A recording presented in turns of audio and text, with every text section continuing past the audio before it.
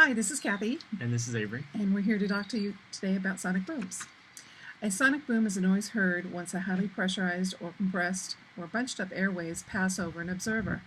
This is very much related to the Doppler effect. The Doppler effect is a shift in the frequency for a sound wave produced by a moving object.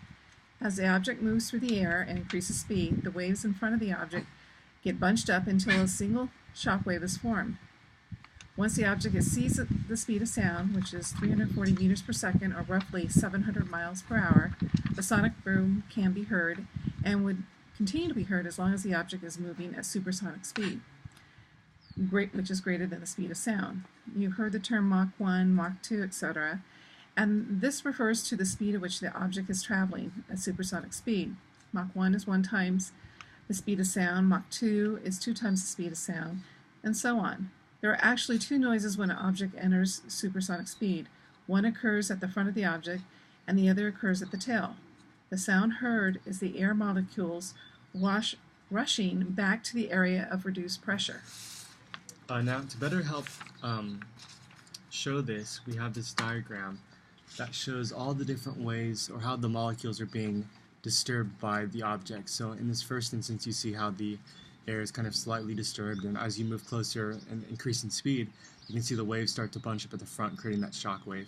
And then finally, in this, when it's exceeding supersonic, or it's going faster than the speed of sound, you can see how the waves are going around it. And actually, if you're an observer, and if you're standing here, you wouldn't hear it until the point to where those waves pass you.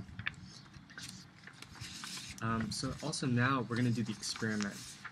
What we're going to do is we're going to take this homemade bullwhip and try to create a sonic boom with it. This is made with jute rope that's been braided, duct tape, and a stick. Also, want to be careful. You're going to want to call ahead if you do this in a public place because this could be considered a weapon. So, just want you guys to know that. Now let's get on with the experiment.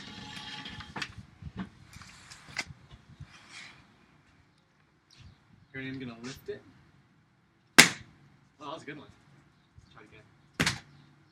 Not as much, but here we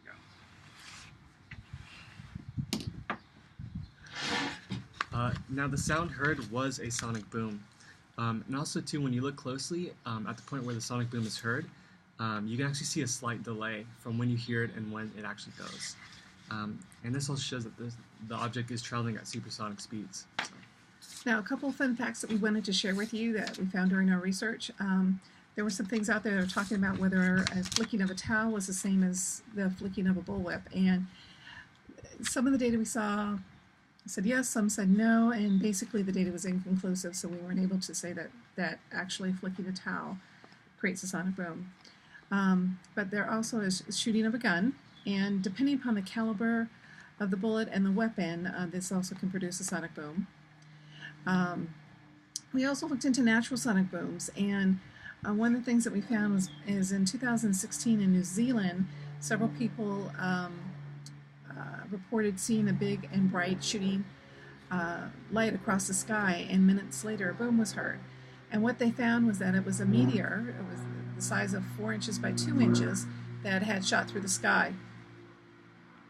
Now, most of the time that we associate the sonic booms with aircraft, and these days you really don't hear too many sonic booms anymore, and that's because noise abatement regulations halted supersonic flight by civil aircraft in the United States and in Europe.